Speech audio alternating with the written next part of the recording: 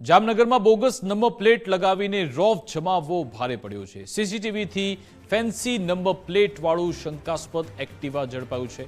બુલેટની GJ10 EK111 વાળી ખોટી number plate લગાવી હતી।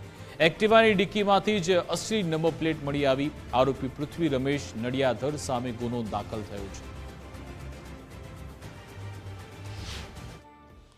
આમ આ જે આરોપી છે જેનું નામ છે પૃથ્વી રમેશ નડિયાધર, આ વ્યક્તિ દ્વારા પોતાની સાચી નંબર પ્લેટ દૂર કરી અને તેની જગ્યાએ 4 એકા વાળી ખોટી number plate, fancy number plate લગાવી અને ખોટી નંબર પ્લેટનો સાચા તરીકે ઉપયોગ કરી જાણતા હોવા છતાં પણ આ પ્રકારનું ગુનાહિત કૃત્ય કરેલું હતું। જે બાબતે ટ્રાફિક પોલીસ સ્ટેશન દ્વારા સિટી બી ડિવિઝન પોલીસ સ્ટેશનમાં ભારતીય ન્યાય સંહિતાની કલમ 336(2), 336(3) અને 340(2) મુજબનો ગુનો દાખલ કરવામાં આવેલો છે અને હાલ આ બાબતની આગળનું ઇન્વેસ્ટિગેશન ચાલુ છે।